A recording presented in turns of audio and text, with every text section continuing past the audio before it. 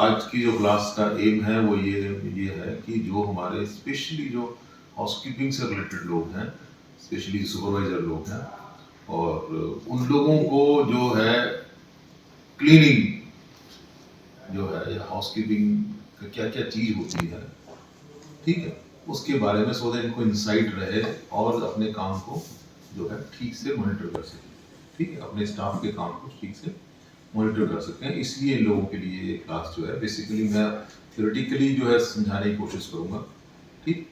और सिंपल सी चीज़ है हाउसकीपिंग, मतलब आपने देखा होगा कि घर के अंदर जो लेडीज़ होती हैं, घर की जो मालकिन लेडीज़ हैं, ये इनसे ज़्यादा हाउसकीपिंग कोई नहीं आता, ये समझ लो।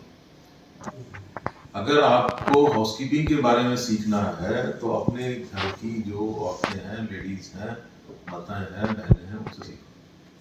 वो इनबाउंड है उनका, क्योंकि वो देख के सीखते हैं, जैसे उनकी मदर कर रही है वैसे बच्चियां करती हैं, फिर वो जाकर दूसरे घर में, ठीक है। इसके लिए कोई वैसे रिक्वायरमेंट नहीं है, बट आज के ज़माने के अंदर हर चीज़ जो है वो स्ट्रक्चर्ड जो है, सबके क्या कहते हैं अपना क्यूरिकुलम है, स्ट्रक्चर्ड टीचिंग प्रोग्राम्स हैं, और स्ट्रक्चर्ड टीचिंग प्रोग्राम जब होते हैं तो आपको उसको सिस्टमेटिकली सीखने का मौका मिलता है, ठीक है।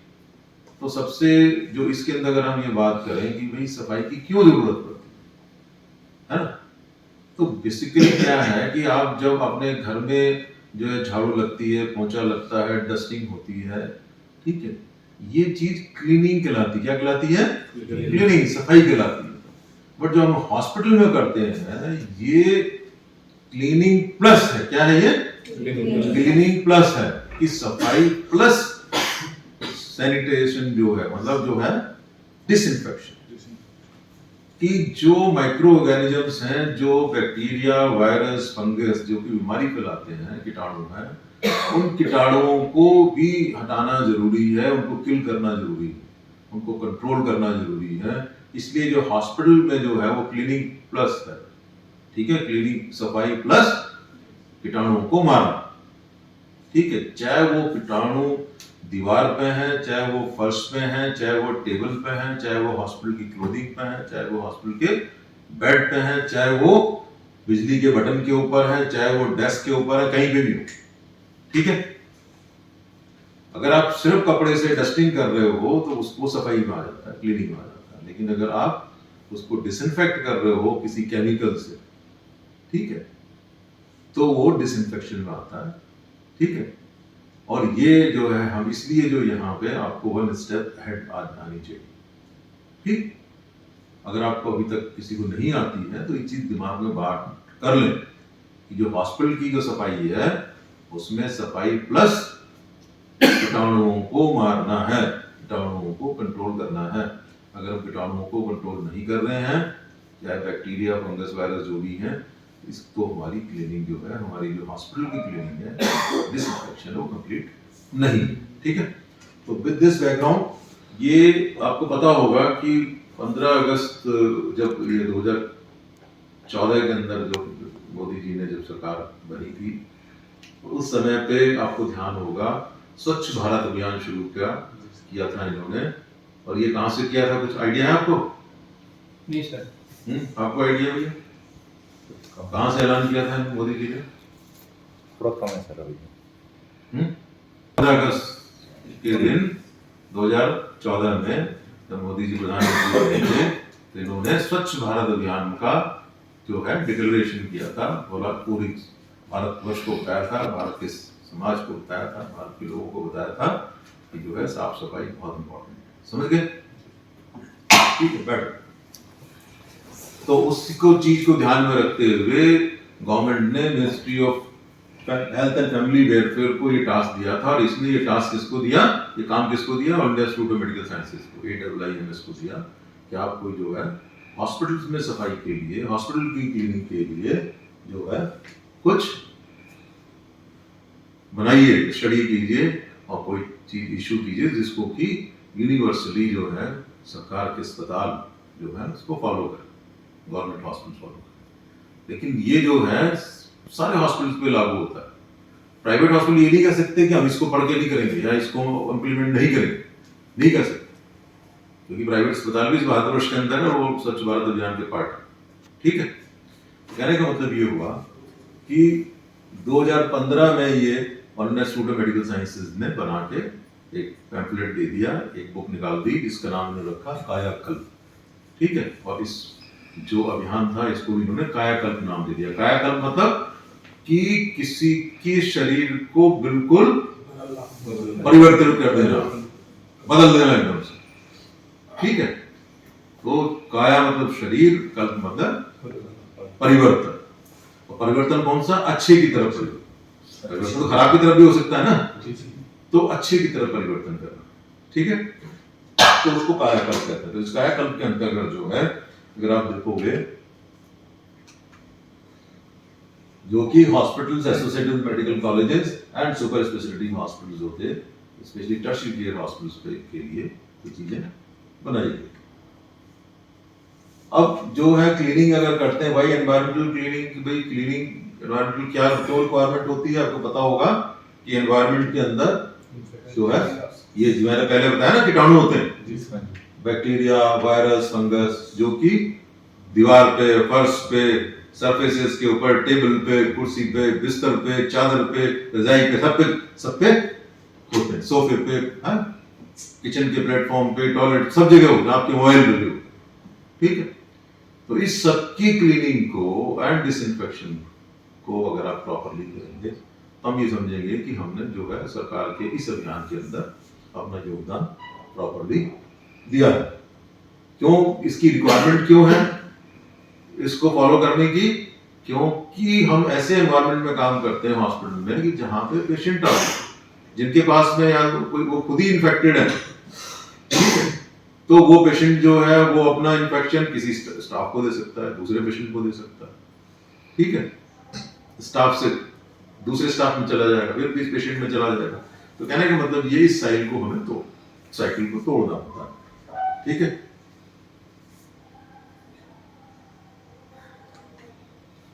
जैसे मैंने पहले ही बताया कि हर चीज के ऊपर आपके कीटाणु हो सकते हैं। ठीक है, आप फोटो में देखोगे कीटाणु जो है यहाँ पे ये डोर हैंडल उसमें कीटाणु दिखा रखे हैं ना, छोटे छोटे से डॉट दिखा रखे हैं। सिमिलरली ये जो कॉल बेल के ऊपर दिखा रखे हैं, स्विच के ऊपर दिखा रखे हैं। और आप देखो कोई ऐसी जगह है क्या? तो मॉनिटर के ऊपर, कुर्सी के हैंडल के ऊपर, ये इसकी रेलिंग के ऊपर, जो कार्डियक टेबल पे, गद्दे पे, चादर पे, कर्टेन पे देखो। ठीक है, टेलीफोन के ऊपर, हर चीज के ऊपर ये कीटाणु बिछे हुए। तो इन कीटाणुओं को साफ करना, इन कीटाणुओं को मैक्सिमम जो हम लोग साफ कर सकते हैं, क्लीन कर सकते हैं, तो तब हम कहेंगे कि हमारी हाउसकीपिंग बेस्ट है। ठीक है, तब हम ये मान के चल सकते हैं कि यहाँ पे जो कीटाणु लगा हुआ है, यहाँ कीटाणु लगा हुआ है, ये कीटाणु लगे हुए हैं, ये दूसरे पेशेंट को नहीं लगेंगे या स्टाफ को नहीं लगेंगे। ठीक है, ये स्टाफ से दूसरे पेशेंट को नहीं लगेंगे। ठीक, स्टाफ से स्टाफ को नहीं लगेंगे, स्टाफ से अटेंडेंट को नहीं लगेंगे। ठीक है, पेशेंट से अटेंडेंट को नहीं लगेंगे। ठीक है, तो इसलिए चीजों का ध्यान रखा जाता है। अब इधर देखो, आप WC के ऊपर कितना वो है, इसमें फोन लगा, ये जो लगे हुए हैं, हैंडल लगा हुआ है, ये आपका वॉश बेसिन है। ठीक है, ये जो रेलिंग है, लोहे के पाइप भी लगे होते सीढ़ियों पे, कॉरिडोर्स के अंदर। व्हील चेयर देखो आप, व्हील चेयर के पे हैंडल पे, इधर ग्रिप पे, ठीक है, सब पे, इवन जो यहाँ शीट है इसके ऊपर भी, ये बेड दिखा दिया, बेड पर देखो कितना गंदा होता है ना। ये आप ये वाला, ये भी एक बेड पेन है। ठीक है, तो कहने का मतलब ये है कि जो ये सारी की सारी क्या है, सरफेस ये क्या है जो जिनको बहुत ज्यादा टच किया, हाई टच सरफेसेस कहलाती है। ठीक है, और इस पे इनको जो है क्लीन करना बहुत जरूरी होता है। ठीक, अब मैंने पहले ही आपको बताया कि क्लीनिंग क्या, सफाई क्या होती है, कि नॉर्मल डस्टिंग को, धूल को हटाने को, डस्टिंग को आप क्लीनिंग कहते हो। ठीक है, देखो ना, cleaning is the removal of foreign material. जो मिट्टी है, फॉरेन मटेरियल है, कोई चीज गिर गई है, ब्लड गिर गया, उसको सबको हटाने को आप क्लीनिंग कहते हो। ठीक है, तो क्लीनिंग में फिजिकली रिमूव करते हो चीज को। ठीक है, डस्टिंग यहाँ से उधर उधर चली जाएगी, वहां से उधर चली जाएगी। ठीक है, तो थूक वूक है वो एक तरफ से, उसको पूरा फैला दोगे, अगर कपड़े से रगड़ दोगे तो, समझ ली। ठीक, तो क्लीनिंग फिजिकली रिमूव्स, और जो है आपका rather than किल माइक्रोऑर्गेनिज्म। तो क्लीनिंग जो है वो फिजिकली शिफ्ट कर देती है, उसको हटाती है, मारती नहीं है बैक्टीरिया को, वायरस को, फंगस को। ठीक है,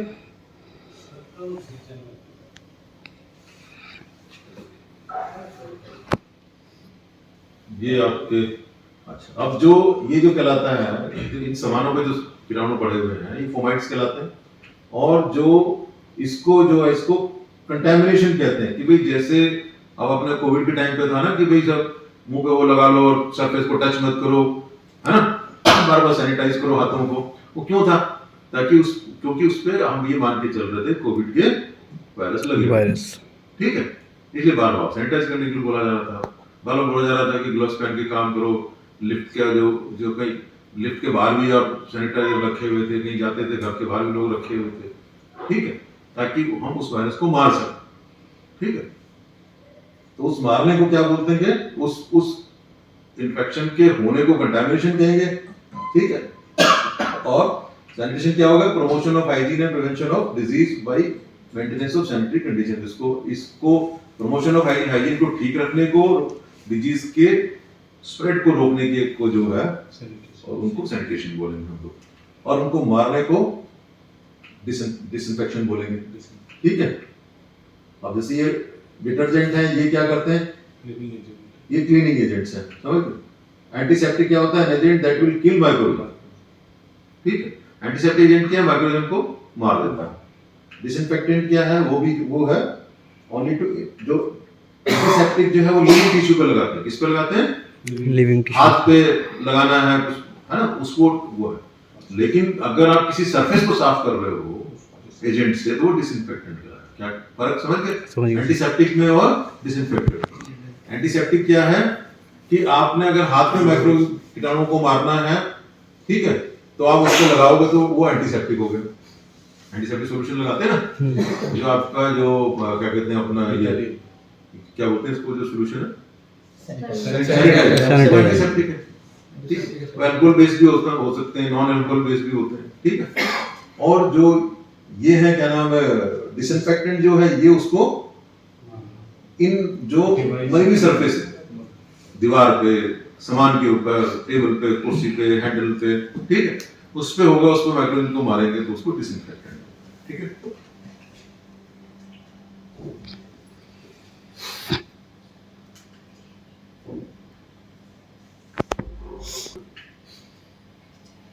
disinfection.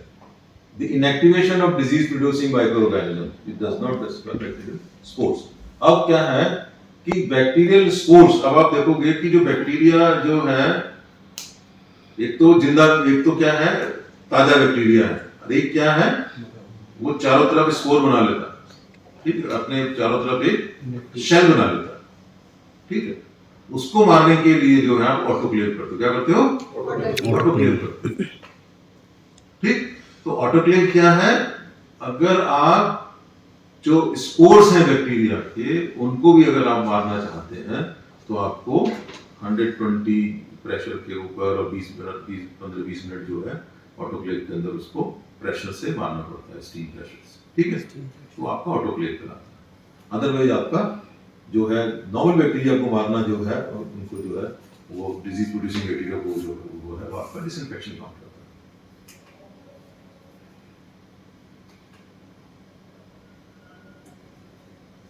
अब हाउसकीपिंग क्या चीज है? ये जो सपोर्ट सर्विस डिपार्टमेंट, हाउसकीपिंग क्या है? सपोर्ट सर्विस डिपार्टमेंट है किसी भी जगह पे, चाहे वो होटल हो, चाहे वो रेस्टोरेंट हो, चाहे वो हॉस्पिटल हो, चाहे वो एयरपोर्ट हो, चाहे वो रेलवे स्टेशन हो। ठीक है, तो वो हाउसकीपिंग डिपार्टमेंट का काम है, सपोर्ट करता है।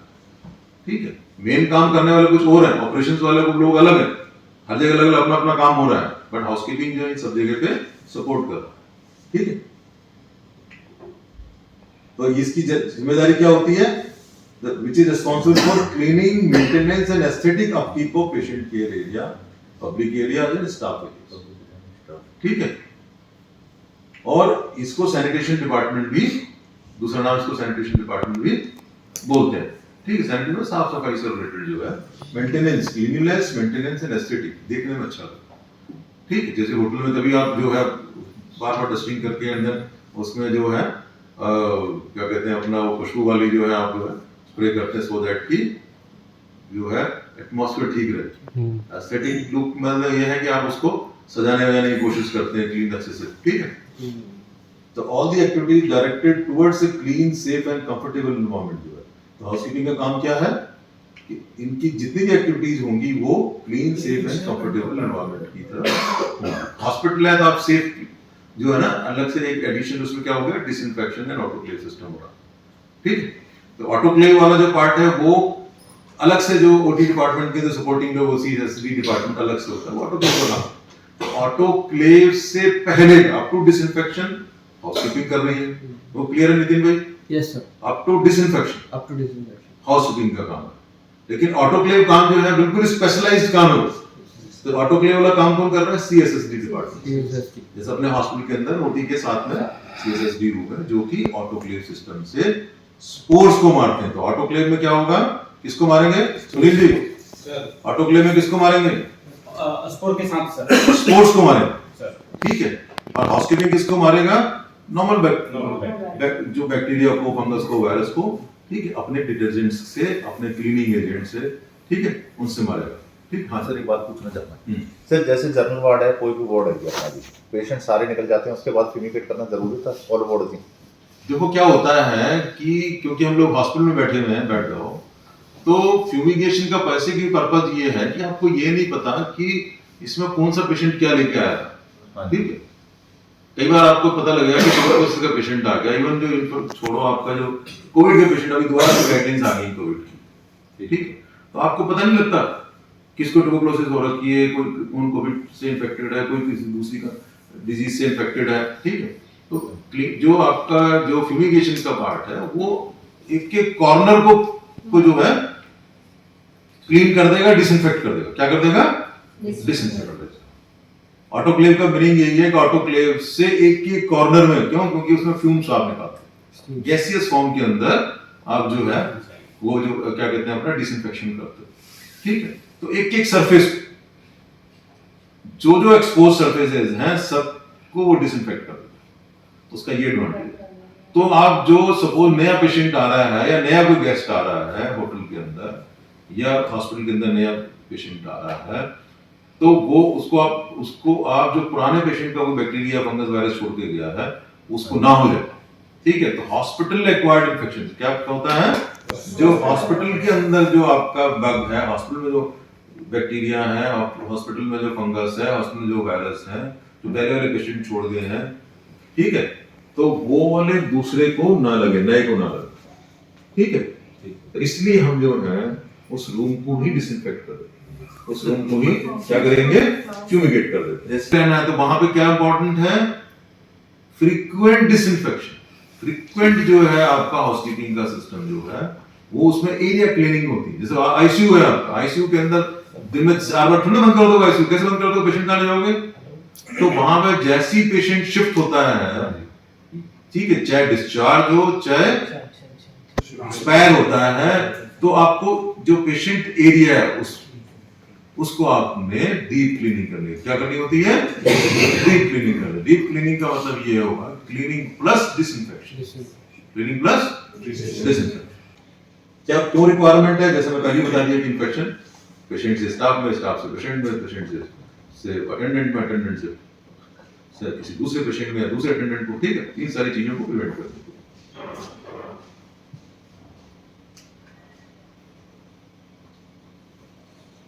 तो इस डिपार्टमेंट का ऑब्जेक्टिव क्या होता है? To reduce nosocomial infection. Nosocomial मतलब जो कि हॉस्पिटल से इन्फेक्शन किसी पेशेंट को लगता है, समझ गए? हॉस्पिटल एक्वायर्ड इन्फेक्शन बोलते हैं। क्या बोलते हैं इसको?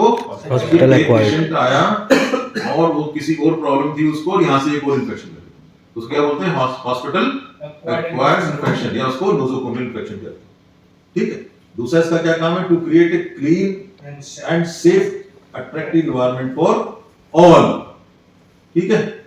तो उसके डिपार्टमेंट का ऑब्जेक्टिव क्या हो गया? टू रिड्यूस नोजोकोमियल इन्फेक्शन या hospital acquired infection and to create साफ सुथरा, सेफ एंड अट्रैक्टिव एनवायरनमेंट। साफ सुथरा और ठीक देखने में लगे, आपको मन खुश हो जाए, ठीक है। किसके लिए करना है काम हमने? पेशेंट्स के लिए करना है, विजिटर्स के लिए करना है एंड स्टाफ के लिए, ठीक है। ये जो है इसका काम। अब आप आ जाओ एनवायरमेंटल क्लीनिंग। जो एनवायरमेंटल क्लीनिंग के, जैसे मैंने पहले ही बताया था कि दो टाइप के कंपोनेंट है। एक जिसको नॉर्मल सफाई बोलते हैं, ठीक है। एक जिसमें क्या है, प्लस जो है additional, in addition to normal सफाई, ठीक है। तो जो नॉर्मल क्लीनिंग है उसको क्या बोलते हैं, होटल क्लीनिंग बोलते हैं। होटल में क्या होगा, क्लीनिंग होगी, डस्टिंग होगी, ठीक है।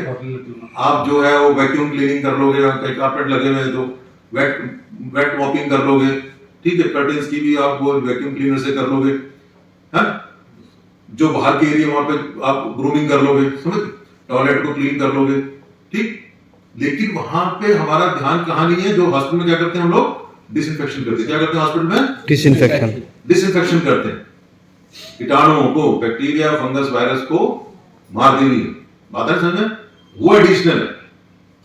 तो होटल जैसे हम घर में कर, जो घर की सफाई है होटल क्लीनिंग टाइप की सफाई, ठीक है। और जो हॉस्पिटल कंपोनेंट है उसमें क्या, हॉस्पिटल क्लीन रिजिम अलग से होती है, ठीक है।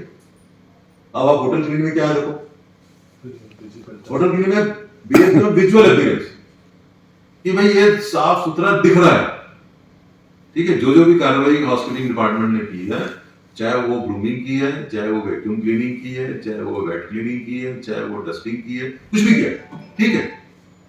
तो वो उसमें क्या है, ये आंखों को अच्छा लगना चाहिए, ठीक, बिल्कुल साफ सुथरा प्लेजेंट लगना चाहिए। खुशबू छोड़ दी वहां पे, ठीक, तो अब अच्छी सी फ्रेग्रेंस आ रही है, ठीक।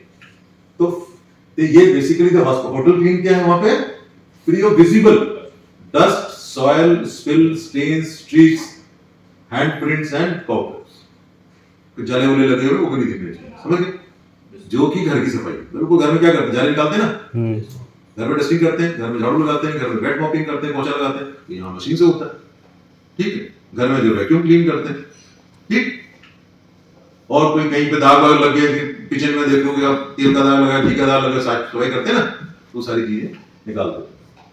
तो ये कहाँ पे, फ्लोर्स पे, स्कर्टिंग्स पे, वॉल, सीलिंग, डोर्स, पंखे, फर्नीचर, विंडो, है ना, overhead lights, phone, bathroom, kitchen, including toilet, sink, everything, सबको आप विजुअली साफ अगर दिख रहा है, दिखाने की कोशिश कर रहे हो, ठीक है, उस सिचुएशन को हम क्या बोलेंगे, होटल क्लीन, होटल क्लीन, ठीक है।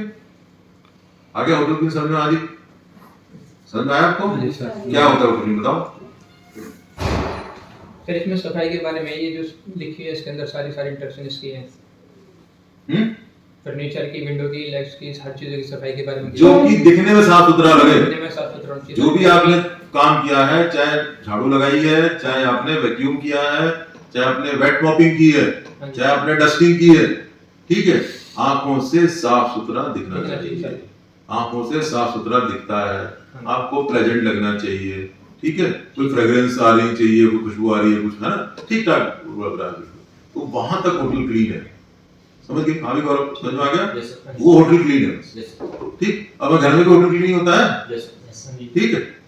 बाथरूम बिल्कुल चमक चमाता हुआ होना चाहिए, बाथरूम बिल्कुल साफ होना चाहिए, ठीक है, सिंक, बिंग, डब्ल्यूसी सब साफ सुथरे होने चाहिए, ठीक। मगर वहां पे हमने डिसइंफेक्शन की बात नहीं कर रहे होटल में, ठीक, ठीक, इसमें सारे सारा दीवारों पे, स्कर्टिंग्स पे, है ना, फ्लोर पे, छत के ऊपर, दरवाजे, सब चीज, फर्नीचर, खिड़की, फोन, बिजली के फिक्सर्स, है ना, बाथरूम के सब सुथरे साफ सुथरे नजर आने चाहिए आंखों से, इसको क्या बोलेंगे, होटल क्लीन बोलते हैं। तो क्लियर है, जो होटल क्लीन और है ना, ये सब आगे इसका ये कहता है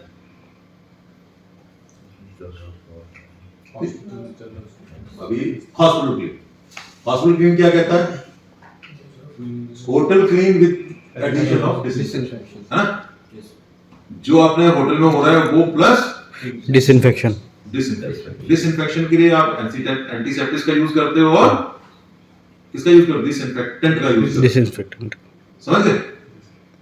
तब आपका वो हॉस्पिटल क्लीन काउंट हुआ, वन स्टेप अहेड, ठीक। क्या कहता है, इसमें क्या होता है, increase frequency of cleaning evaluation, ठीक है। जो तुम जो बात कर रहे थे ना कि increase frequency of cleaning evaluation, आपको उसको बार बार करना होगा, ठीक। अगर आपके जो कि हाई विजिटर एरिया हैं, जैसे आपने इसी का नाम लिया, कैजुअलिटी का नाम लिया, इमरजेंसी का नाम लिया, ओपीडी का नाम लिया, इनकी क्लीनिंग फ्रीक्वेंटली होनी चाहिए। ये नहीं एक बार कर दिया उसका दूसरे दिन छुट्टी ना। क्लीन शिफ्ट होती है, कम से कम हर शिफ्ट में 2 बार तो हो कम से कम। अदरवाइज तो अगर कहीं किसी ने थूक दिया तो आपको करना पड़ेगा, किसी को उल्टी हुई तो इमीडिएटली आपको क्लीन करना पड़ेगा, प्लस डिसइंफेक्ट करना पड़ेगा। समझ गए? किसी कहीं पे खून गिर गया तो आपको जो है स्पिल मैनेजमेंट करना पड़ेगा। स्पिल मैनेजमेंट के अंदर बैक्टीरिया मारते हो कि नहीं मारते हो? किससे मारते हो बैक्टीरिया स्पिल मैनेजमेंट में? बताओ सर क्या डालते किस सर हो स्पिल?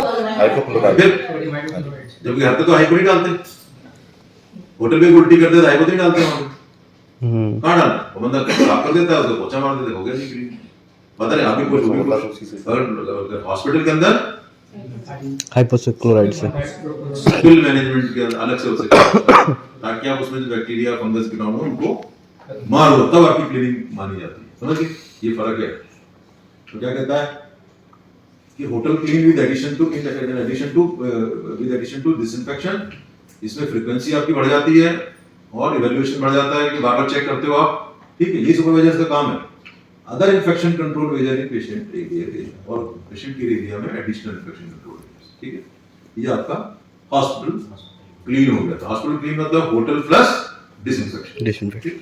यहाँ आगे दिया होगा इधर, hotel clean plus high touch surface in patient के area are cleaned and disinfected.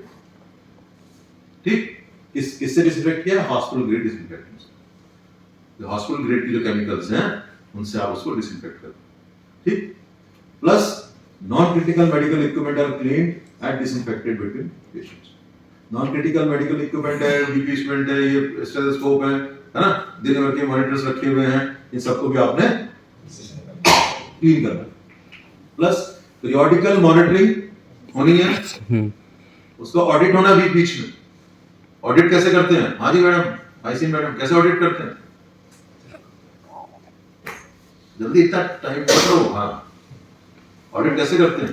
Sir वहाँ क्या करते हैं, चेक करते हैं सर। पीरियोडिक मॉनिटरिंग कौन कर रहा है? ये हाउसकीपिंग वाले कर रहे हैं, सुपरवाइजर, मैनेजर। ऑडिट कैसे करेंगे? वहाँ का नमूना लेके सर, वहां के तुम कल्चर लेती हो ना, कल्चर कल्चर तो ऑडिट का पार्ट है कल्चर। इन्होंने क्लीन कर दिया, खुश हैं, और तुम आई वहां से अपना तुमने स्वैब लिया, ओटी से, आईसीयू से, मॉनिटर से, कहीं से लो जी इसमें तो बैक्टीरिया है, आपने ऑडिट कर दिया ना। आपने क्या बोला? फेल हो। आपकी जो है हाउसकीपिंग की क्लीनिंग इज वेरी पुअर। अगर ये यहाँ पे कहीं पे बैक्टीरिया जो है ग्रो करवा लेती है तो पता है समझ में? तो ये इसका काम ऑडिट करना। क्या करना है? ऑडिट करना, आईसीएम का काम। ठीक, ये आपके काम को, क्या आप डिसइंफेक्शन कर रहे हो कि नहीं कर रहे हो, उसको कौन वेरीफाई कर रहा है? आईसीएम डिपार्टमेंट कर रहा है। ठीक है, ये कैसे चेक कर रहा है? आपको सब तो जैसे तुम्हें दिख रहा है उनको दिख रहा है। One step ahead. ये सरफेस से सैंपल ले रही है, ये एयर से सैंपल ले रही है। ठीक है, ये बेड के उस पे सब सैंपल ले रही है, आपका कार्डियक टेबल वहां से सैंपल ले रही है, आपके फ्लोर पे सैंपल ले रही है, और उसको फिर कल्चर करवा रही है पैथोलॉजी लैब के अंदर। वो जो रिपोर्ट आ रही है फिर आपको बता रही है, आपको पानी का चेक कर रही है, हर चीज को कर रही है। ठीक है, तो उसकी रिपोर्ट आती है तो ये बताती है कि साहब यहाँ पे तो इकोलाई निकला, यहाँ पे तो सुडोमोनास निकला है। इसका मतलब आप होटल क्लीन तक ही रह गए, हॉस्पिटल क्लीन का काम आपने नहीं किया। नितिन क्लियर है? Yes sir. हाँ? Yes, sir. ऑडिट कौन करेगा? Sir ICN. ठीक है, इसलिए आईसीएन डिपार्टमेंट सेपरेट है। ठीक है, इनका यही काम है। ठीक है,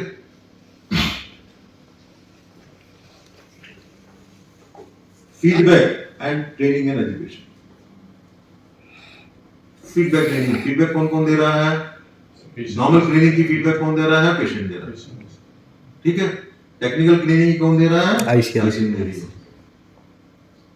और पेशेंट की फीडबैक कौन दे रहा है? क्लिनिशियन दे रहा है कि भाई साहब ये क्या क्लीनिंग हो रही है, रिपीटेड इन्फेक्शन हो रहा है, नोजोकोनल इन्फेक्शन हो रहा है। ठीक है, तो ये सबकी फीडबैक आती है। ठीक, प्लस ट्रेनिंग एंड एजुकेशन, लोगों को सिखाना। ठीक है, ट्रेनिंग किसकी है? जैसे मैं यहाँ पे क्लास ले रहा हूँ तो आपकी ट्रेनिंग कर रहा हूँ, एक एक चीज आपको एक्सप्लेन कर रहा हूँ। ठीक है, क्लियर है? ट्रेनिंग एंड एजुकेशन, ये ट्रेनिंग एंड एजुकेशन का पार्ट, समझ गए? तो होटल क्लीन क्या क्या हुआ, हॉस्पिटल क्लीन क्या हुआ? Hotel clean plus plus disinfection with use of hospital grade disinfectant, non-critical medical equipment का disinfection, plus monitoring, plus audit, plus feedback and training and education, तब जाकर के आपका ये हॉस्पिटल क्लीन होता है। चार्ट पूरा होता है। याद रहेगा? हाँ भी सुनील क्या बताओ? Sir high touch hospital clean क्या है इसमें बताओ? Hospital clean plus high touch wall surface hospital clean में क्या क्या पॉइंट थे? होटल क्लीन प्लस हाँ high surface high touch surface जो कि ज्यादा बार बार टच होती है, हाई टच सरफेस है। हाँ तो उसके बाद हाई टच सरफेस को क्या करना है? क्लीन करना है सर, डिसइंफेक्ट करना है। और वो क्लीन तो पहले कर दिया होटल के अंदर, होटल क्लीन में। हाँ उसको डिसइंफेक्शन से क्लीन डिसइंफेक्ट, हाँ हॉस्पिटल ग्रेड डिसइंफेक्टेंट से डिसइंफेक्ट करना। और तीसरा है sir BP operators non critical equipment जो है उनको भी डिसइंफेक्ट करना, ठीक। और उसके बाद में मॉनिटरिंग, हाँ पीरियोडिकल मॉनिटरिंग, क्रिटिकल मॉनिटरिंग और ऑडिट। ऑडिट। पीरियोडिक मॉनिटरिंग कौन करेगा? वहाँ का ये मैनेजर्स करेंगे, सुपरवाइजर्स करेंगे, सुपरवाइजर्स हम लोग करेंगे, ठीक। क्योंकि जो काम कर रहे हैं नहीं कर रहे। उसके बाद क्या था? ऑडिट। ऑडिट कौन कर रहा है? आईसीएम कर रही है। उसके बाद फीडबैक कौन दे रहा है? पेशेंट दे रहा है, पेशेंट दे रहे हैं, स्टाफ दे रहा है, डॉक्टर्स दे रहे हैं, अटेंडेंट्स दे रहे हैं, ठीक है। जो भी विजिट कर रहा है इस हॉस्पिटल को फीडबैक दे रहा है, कोई भी हो, ठीक है। एक कोई वेंडर आ गया, ठीक, आपका मॉनिटर खराब हो गया, वेंडर आया, वो भी फीडबैक दे सकता है, क्या करने की पूरी लिस्ट, हाँ। और नेक्स्ट एजुकेशन और ट्रेनिंग एंड एजुकेशन, ठीक है। ये सारी चीजें जो है इसमें आ जाएंगी। गाइडिंग प्रिंसिपल्स क्या है इसके? ये जो आगे बढ़ता है, priority for cleaning given to patient के। अगर आपको ये बोला जाए कि पेशेंट जो है फर्स्ट प्रायोरिटी किसको दोगे? जहां पे पेशेंट रखे हो, किसको दोगे? पेशेंट के लिए।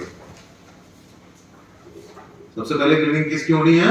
पेशेंट के लिए, जहां जिसके लिए अस्पताल बना, बात है समझ में? अस्पताल किसके लिए बना? पेशेंट्स के लिए। तो जहां पे पेशेंट रखा हुआ है पहली प्रायोरिटी उसकी, ठीक है। Then provision for additional environmental cleaning capacity, कि एडिशनल एनवायरमेंटल क्लीनिंग बाहर का एरिया जो है उसके लिए कोई प्रोविजन आप एडिशन करो, कि हमें वो स्क्रब भी चाहिए, है ना, है ना, घुमाते मशीन से घुमाते हाँ। वो चाहिए, और चीजें चाहिए हमें, ठीक है। तो provision for additional environmental cleaning capacity during an exigency, अगर आपको कोई एक्सीजेंसी हो गई है तो आपके पास में एडिशनल क्लीनिंग की फैसिलिटीज है कि नहीं है, ठीक है। और तीसरा क्या है? रिव्यू ऑफ प्रोसीजर्स, कि व्हाटएवर वी आर डूइंग उसको बीच बीच में रिव्यू करना। पहली प्रायोरिटी हमारी पेशेंट के लिए हो गया। नेक्स्ट हो गया हमारे पास एडिशनल, अगर एक्सीजेंसी होती है, इमरजेंसी होती है, एकदम से कोई प्रॉब्लम आती है, हमारे पास एडिशनल इक्विपमेंट्स है कि नहीं, एडिशनल मैन पावर इधर उधर कर सकते नहीं कर सकते, मैनेज कर सकते नहीं कर सकते। And then review of whatever procedures हम लोग कर रहे हैं उनका रिव्यू। अब आगे बढ़ते हैं। जो स्टाफिंग होती है, स्टाफिंग का क्या होता है कि 1 sanitary attendant for 2 hospital beds, ठीक है। इसीलिए सबसे बड़ा डिपार्टमेंट कौन सा है? हॉस्पिटल का हाउसकीपिंग डिपार्टमेंट जो होता है, करीब कितने बंदे तुम्हारे पास टोटल मिला के, जीडी हाउसकीपिंग सब मिला के ऊपर एक, तो 100 बेड पे कितने होने चाहिए? कम से कम 50। सब है उसमें, सुपरवाइजर मैंने सब आके उसके अंदर, पता नहीं सब डिपार्टमेंट मतलब हेड टू टो पूरे A to Z जितने भी हैं सारे, है ना। तो कहने का मतलब ये है कि अगर 100 बेड का अस्पताल है तो आपके पास में 50 आदमियों का स्टाफ होना चाहिए, ठीक। जबकि यहाँ इस हॉस्पिटल के अंदर आपके पास करीब 1.5-1.6 टाइम स्टाफ है फॉर दिस पर्पस, ठीक है। क्या कहता है? 1 sanitary supervisor for 12 to 15 sanitary attendants. आपके जीडीए प्लस हाउसकीपिंग, क्योंकि जीडीए वाला आपका डस्टिंग वस्टिंग का काम कर रहा है, हाउसकीपिंग बिल्कुल वो फ्लोर इधर डीप वाला काम कर रहा है, समझ? दोनों का काम, दोनों उसी के पार्ट है, ठीक। तो 12 से 15 के ऊपर एक सैनिटरी अटेंडेंट होता है, सैनिटरी सुपरवाइजर 12 से 15 के ऊपर, ठीक है, इसलिए तुम लोग 5-6 लोग हो, ठीक है। 1 sanitary inspector for 5 to 7 sanitary supervisor, 5 से 7 सुपरवाइजर्स के ऊपर एक सैनिटरी इंस्पेक्टर होता है, ठीक है। इसका सैनिटरी इंस्पेक्टर का कोर्स होता है अलग से, पता है तुमने, जैसे जब आपके पास क्वालिफिकेशन है, उस सैनिटरी इंस्पेक्टर नहीं बन सकते, ठीक। 1 सैनिटरी ऑफिसर और 5 to 7 सैनिटरी इंस्पेक्टर, एक सैनिटरी ऑफिसर काउंट होता है 5 से 7 इंस्पेक्टर्स के ऊपर होता है। ये भी क्वालिफाइड लोग होंगे, गवर्नमेंट में आप जाओगे आपको बिना डिप्लोमा के, इसका जो सैनिटरी का इंस्पेक्टर का जो डिप्लोमा, उसके बिना आपको नौकरी नहीं मिलेगी, तो क्लियर समझ। Then 1 sanitary officer and officer in charge for a health care organization, ठीक है। बड़ा जैसे जैसे बड़ा ऑर्गेनाइजेशन होते जाते हैं, उस हिसाब से आपकी अपॉइंटमेंट बढ़ती जाती है। 1 plumber should be physically available at all times. जो प्लम्बर होता है वो हाउसकीपिंग डिपार्टमेंट, सैनिटरी डिपार्टमेंट का ही पार्ट होता होता है प्लम्बर। क्यों? क्योंकि जितनी भी आपकी फिटिंग्स है, पानी की और टॉयलेट फिटिंग्स हैं, वो प्लम्बर ने देखनी होती है, ठीक है।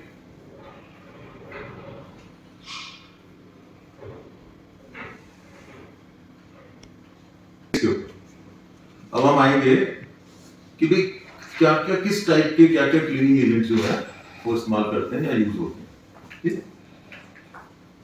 तो क्लीनिंग एजेंट क्या होते हैं?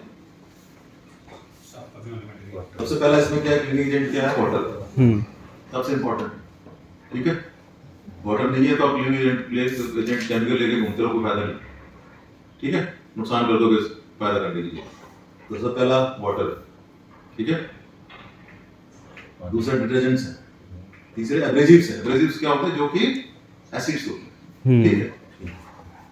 देन है डीग्रीजर्स, कहीं पे ग्रीस लगा है, ऑयल लग गया है, वो लगता है, वो उसको रिमूव करने के लिए अलग से डीग्रीजर्स के आते हैं, ठीक। एसिड क्लीनर्स, अल्कलीज, ठीक है। कहीं पे जो है, उसके बाद में ऑर्गेनिक सॉल्वेंट्स होते हैं अलग से, ठीक है। अब लास्ट में क्या, अदर क्लीनिंग एजेंट जो छूट गया, जो किसने बताया, ये भी होता है क्लीनिंग एजेंट।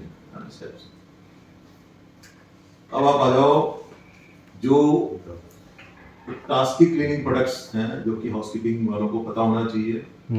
ये अगर किसी को नहीं पता है हाउसकीपिंग में, इसका मतलब ये है कि वो उसमें रहने लायक नहीं है डिपार्टमेंट का, समझ गए। ये चीजें जो है आपको पता होनी चाहिए, टिप्स होनी चाहिए। आपको सोते हुए रात को 2 बजे उठा के पूछे कि अरे यार ये प्रॉब्लम आ गई हुई है, इसमें क्या करूं, तो आपको बताना ये करो, ठीक है। ये तभी आ सकता है जब आप इसको अपने सामने, पहले इसको पढ़ो, देखो कैसे यूज करते हैं, ठीक है। उसके बाद में अपने सामने जो है खड़े रहो, ठीक है। तो आप खुद को पता होगा तब किसी को पता होगा ना, ठीक है। तो इसमें R1 से R9 जो है वो होते हैं। जैसे R1 का पर्पस क्या है? Cleaning and sanitization of bathroom and toilet services, R1 बना देते हैं। जो R2 जो है cleaning and sanitization of general hard floor, ठीक। उसके अलावा आगे भी दे रखे हैं। R3 ये है जो कि कांच वगैरह के जो होते हैं उसके काम आता है, ठीक है। R3 का नाम किसी को पता है जो नॉर्मली हम लोग यूज करते हैं? कोलिन, R3, ठीक है। R4 का cleaning and shining wooden furniture. Wooden furniture को आपने अगर क्लीन करना है, शाइन करना, तो R4 है, बना बनाया, कोई डाइल्यूशन नहीं होता इसमें। R5 क्या है? Air freshener. आप बेड ओडर कहीं पे है तो उस ओडर को मास्क, बेसिकली बेड एयर को मास्क कर देते हैं, ठीक है। R6 जो है वो आपका टॉयलेट क्लीनर है, जो कि for removal of lime scale deposits and stubborn stains, R6। Dark blue colour का जो है हार्पिक से कहते हैं, वो R6 है, ठीक, समझ गए। R7 क्या है? For cleaning of oil and grease from floors, है ना। तो वो ग्रीसी एरिया, अगर चिकना एरिया पे अगर कोई चीज पे गिरी है तो उसको क्लीन करने के लिए आपको R7 का इस्तेमाल करते हो। R8 क्या है? Removes lime scale without the need for scrubbing, ठीक है। लाइम स्केल कहां पे हो सकते हैं, कुछ बताएगा कोई? हाँ जी, दांत दिखाता है तो बता। जहां पे इस टाइप के, जहां पे आपको लाइन स्केल इस टाइप की चीजें होती हैं, उसको हटाने के लिए R8 की जरूरत पड़ती है। तेरे को कहीं पे मतलब अगर इनको बुलाना है कि यार जरा ये एरिया बड़ी वैसी हो गए हैं, ये कहाँ पे होते हैं एरियाज,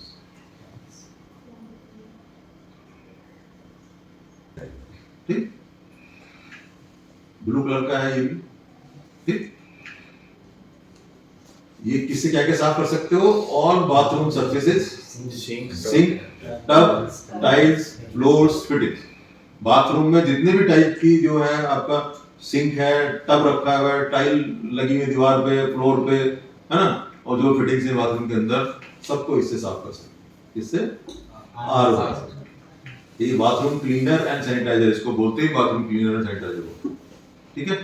ठीक है, तो इसका डायरेक्शन क्या होता है कि 1 लीटर में सफाई करनी है तो 1 लीटर में 20 ml डालो, ठीक। और अगर सैनिटाइज करना है तो 50 ml डालो, याद रखो, ठीक है।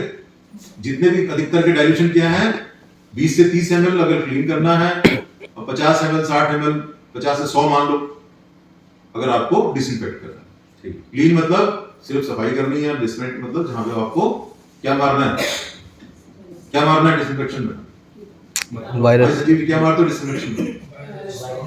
कीटाणु मारते हो ना, कीटाणु, कीटाणु मारते हो, कीटाणु याद रख लो यार, बैक्टीरिया याद ना रहे, ठीक है, ठीक। उस सिचुएशन में आपका ही डबल कर देते हैं स्ट्रेंथ से, ठीक, कि 1 लीटर के अंदर पानी के अंदर 50 60 70 ml, ठीक है। कैसे यूज करते हैं? Spray directly on the surface to be clean, dilution के बाद, बात है समझा, डाइल्यूट करने के बाद 1 लीटर में 20 हाँ, 1 लीटर में 20 अगर आपको क्लीनिंग करनी है, लेकिन अगर सैनिटाइज करना है, हाँ जी, तो आपको डबल डोज करनी पड़ेगी, ठीक है। तो उसमें ढक्कन आती है इनमें, ठीक है, अलग से मेजरमेंट आता है प्लास्टिक के। कैसे यूज करते हैं? Spray directly on the surface to be clean. आपने फ्लोर साफ करना है, सिंक करना, पहले उसको उस डाइल्यूटेड को पहला स्प्रे कर दो, 2 सेकंड के लिए रखो, 2 से 4-5 सेकंड तक रख लो उसको, then scrub if necessary and wipe surface with clean dry cloth, ठीक है। तो उसको उसको साफ कर दो, एकदम चमक जाएगा। रिप्लेस क्लॉथ रेगुलरली, जो गंदा कपड़ा उसको रेगुलरली रिप्लेस कर दो, ठीक है।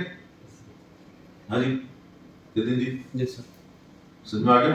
हाँ, आर्वन क्या है? इसका नाम ही बाथरूम क्लीनर है, सैनिटाइजर, ठीक। इसको आर्वन बोलेंगे इसको, ठीक। और ये बाथरूम की ऑल टाइप ऑफ फिटिंग्स में काम कर रहा है, फ्लोर में, सिंक में, टब में, सब के ऊपर काम कर रहा है, ठीक है। याद रख लो 20 ml 1 लीटर में अगर क्लीन करना है और आपको बोला नहीं बहुत गंदा हो गया सर, वॉमिटिंग कर दी और लेटरिन फैल गई और वो करना है, ठीक है, ठीक, उल्टी कर दी सिंक के अंदर, तो आपने क्या करना पड़ेगा? 50 ml करना है 1 लीटर में, सैनिटाइज करना पड़ेगा, तब आपको इसकी डोज को डबल करना पड़ेगा, 50 से 60 70 ml तक डाल सकते, ठीक है। पहले आप स्प्रे कर दोगे, उसके बाद उसको पहले तो साफ करोगे ना, क्लीनिंग होगी पहले से, क्लीन करोगे, क्लीनिंग के बाद क्या है? फिर डिसइंफेक्शन, फिर सैनिटाइजिंग, ठीक है। उसके बाद R2, ये ग्रीन, डार्क ग्रीन कलर का, किस कलर का है ये? डार्क ग्रीन, ये स्टैंडर्ड कलर है इसके, डार्क ग्रीन कलर का है, मैंने लिख दिया इसके नीचे, ठीक। ये क्या है? ऑल पर्पस क्लीनिंग एजेंट है, ऑल पर्पस, ठीक है, सोचने की जरूरत ही नहीं है। All type of floors and walls, चाहे यहां करना हो कहीं भी कर दो इसको। सेम डाइल्यूशन, नॉर्मल करनी है तो 20 से 40 ml 1 लीटर में, और हैवी सॉइलिंग है, ज्यादा गंदगी है, ठीक है, तो 50 ml, ठीक। मेथड ऑफ यूज क्या है? Floor cleaner for glass and floor like Italian marble, है ना, तो मार्बल शार्बल लगे होते हैं सब, है ना, लगे ना, फर्श पे लगे होते हैं, अपने भी लगे हुए हैं, ठीक है, टाइल्स लगी हुई हैं, ये देख रहे हो। वेट मॉपिंग, पहले स्क्रबिंग की मशीन, स्क्रबिंग मशीन के अंदर इस सॉल्यूशन को बना के आप डाल सकते हो, ठीक है, ठीक। R2 है all purpose. Wet mopping solution, bucket में बनाना, बकेट में बनाना, ऐसे बना दो, ठीक, ठीक। Then rinse the mop frequently. Mop क्या होता है? वो जो कपड़ा जिससे आप रिंस बार-बार आपने पोछे को रिंस करना है, साफ पानी में साफ करना है, नहीं तो क्या है कि उसी पर रगड़ते रहो, बदबू और मारेगा। ऑल्टरनेटिवली यूज स्क्रबिंग मशीन, जरूरत पड़ती है तो स्क्रबिंग मशीन भी यूज करो बीच बीच में, ठीक। And pick up dirt solution using a wet vacuum cleaner, ठीक। तो स्क्रबिंग मशीन में डाल दोगे, उसके बाद बीच बीच में इसको वैक्यूम क्लीनर से आप कर सकते हो, पिक अप द डर्ट, है ना। तो वैक्यूम से पहले डस्ट पार्ट निकाल लो, जिसको जैसे जैसे जहां आपकी रिक्वायरमेंट आती है, ठीक, वैसे आपको करना पड़ेगा। तो R2 क्या हो गया, डार्क ग्रीन कलर हो गया। किस क्या कलर है इसका, डार्क ग्रीन कलर का ऑल पर्पस। इससे टाइल साफ कर लो, इससे आप मार्बल साफ कर लो, इससे आप फ्लोर साफ कर लो, दीवार पर भी मार्बल लगे होते हैं, टाइल लगी होती है ना, स्क्रबिंग मशीन से कर लो, पोछे से कर लो, ठीक है। और साथ साथ में जरूरत पड़ती है तो वैक्यूम क्लीन कर लो, समझ गए। जो अगर पोछा इस्तेमाल कर रहे हो वो सब में पोछा लगा ही होता है, नीचे मशीन में भी लगा होता है, उसको आपने फ्रीक्वेंटली साफ पानी में रिंस करना है, ताकि उसमें जो डस्ट है या जो गंदगी लगी हुई है वो क्लीन होती रहे। नहीं तो क्या है, वही सारी जगह फैलती रहे। ठीक, अब आ जाओ R3 पे। R3 बिल्कुल ब्लू कलर का लिक्विड है। आपने देखा होगा कांच में साफ करने के लिए, ग्लास साफ करने के लिए क्या करते हैं, क्या होता है R3 का जो मार्केट में आ रहा है, कोलिन सर, कोलिन आपका वो रेडीमेड सॉल्यूशन है, आपको कुछ नहीं करना, आपने स्प्रे करना है, कपड़े से साफ कर देना, समझ गए। अगर आपको कोई बोले था हमारा ग्लास साफ गंदा हो रहा है हमारी खिड़की का, तो आपको बिल्कुल दिमाग में एकदम से आ जाना चाहिए कि हमें R3 क्या करना है, R3 याद करो। हाउसकीपिंग वाले हो इसलिए आपको टेक्निकल टर्म्स याद करो, ठीक है। उसके बाद आपको 4-5 जो है मार्केट ब्रांड पता होनी चाहिए, ठीक है। तो ये बीच में ठीक है मत बोलिए आप, शांत बैठा रहे, पता है समझे, तुम्हारा अलावा और लोग बैठे हुए। तो ये R3 क्या हो गया आपका, ग्लास क्लीनर। किसी भी टाइप का ग्लास है, चाहे खिड़की में लगा हुआ है, चाहे टेबल पे लगा हुआ है, कहीं पे भी, ठीक है, जहाँ पे उस पर हाथ के निशान लगे हुए होते हैं, गंदगी लगी हुई होती है, वो सबको आपने इससे रेडीमेड सॉल्यूशन है, ठीक है। और दूसरा अगर कंसंट्रेटेड आ रहा है तो आप उसको डाइल्यूट करके बना लेना। जो कोलिन आपका रेडीमेड बना हुआ आता है, ठीक है, बड़े ऑर्गेनाइजेशन के लिए आपने ब्लू कलर के लिक्विड को इसको आपने ले लिया, इसको आपने डाइल्यूट करके बना, वही 20-50, ठीक है। फिर आप उनको बॉटल में करके आपने डिस्ट्रीब्यूट कर दो स्टाफ, समझ गए, ठीक। कुछ लोग डायरेक्ट कोलिन टाइप की बॉटल मंगा लेंगे, कुछ लोग कंसंट्रेट मंगाएंगे, डाइल्यूट करेंगे, वो कर, ठीक है। डिपेंड करता है किस हिसाब से आपको स्टोर वाले जो स्टोर इंचार्ज है किस हिसाब से वो अपना प्रोक्योरमेंट कर रहा है, ठीक है। Method for use, spray on a dry clean cloth, उस पे स्प्रे कर दो, डायरेक्ट भी कर सकते हो, क्लॉथ पे डालोगे तो ज्यादा अच्छा निशान पड़ने के चांसेस कम है। Apply to surface and dry with clean dry lint free cloth, lint free cloth जिसमें कि धागे ना लगे, नहीं तो धागे चिपक जाएंगे, ठीक है। Replace cloth regularly, buffing dry, ठीक। बार साफ करोगे ड्राई कपड़े से तो वो एकदम साफ हो जाता है। जैसे गाड़ियों के कांच होते हैं ना, गाड़ियों का जो विंड स्क्रीन सामने लगी हुई है, ठीक है, तो उसको अगर करना तो उसमें भी यही इस्तेमाल होगा, समझ गए।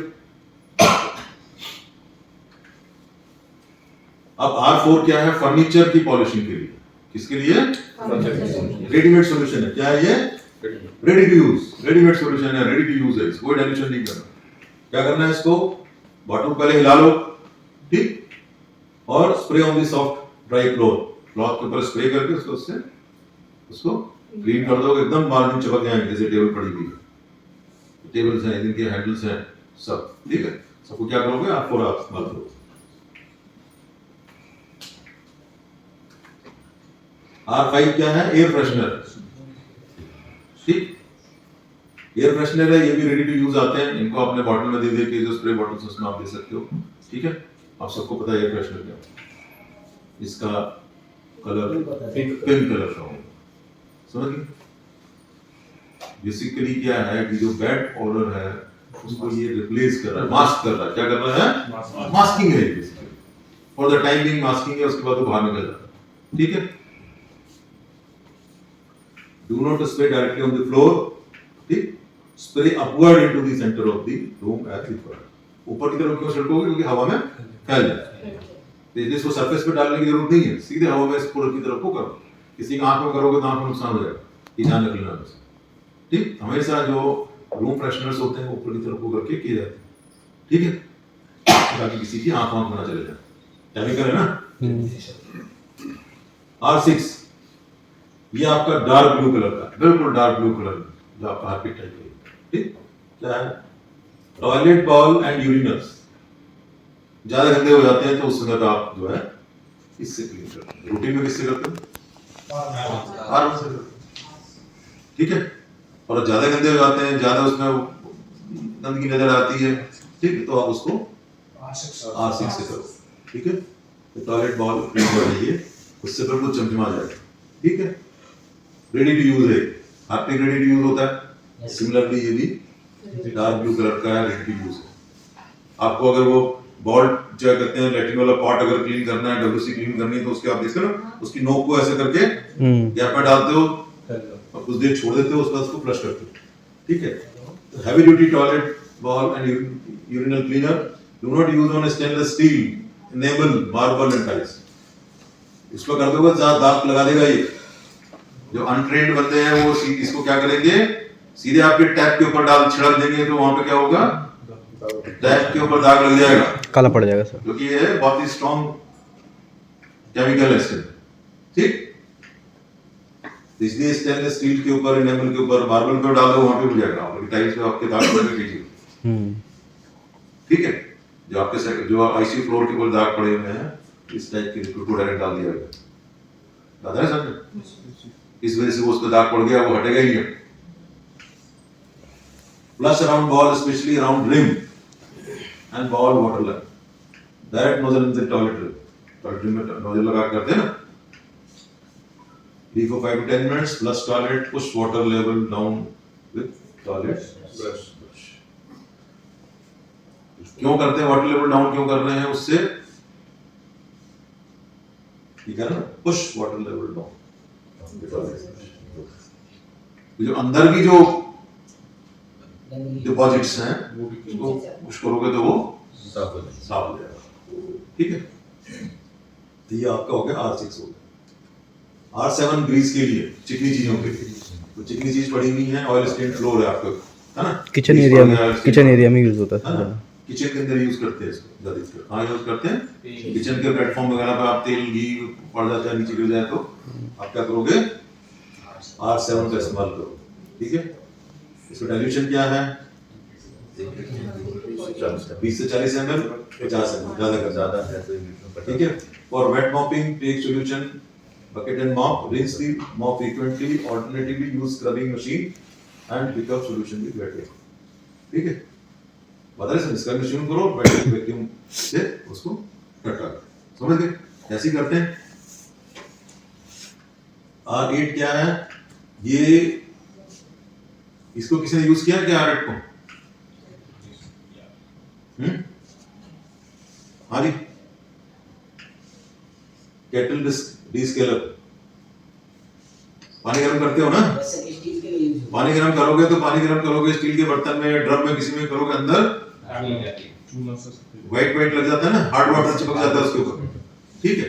उसको कैसे क्लीन करोगे, उसके लिए ये बना हुआ है, ठीक है।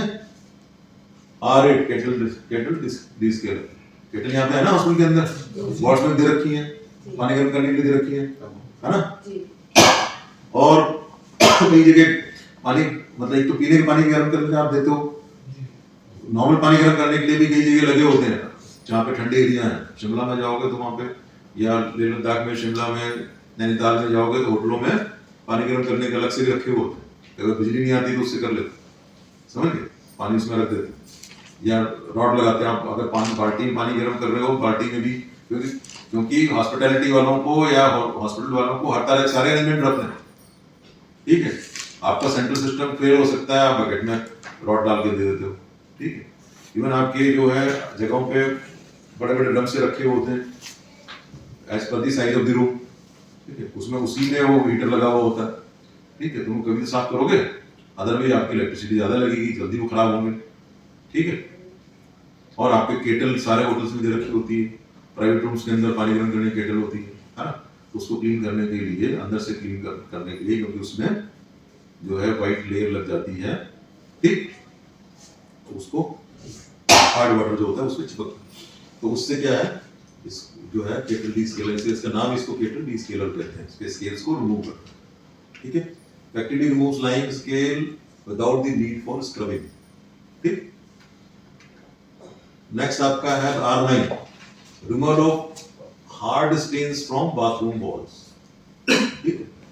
जो हार्ड स्टेन्स है, वायलेट कलर का लिक्विड है, कैसे कलर का है, वायलेट कलर, बैंगनी कलर, हाँ ये वॉलेट, हाँ वही है, तो ये वायलेट कलर का लिक्विड है, ठीक।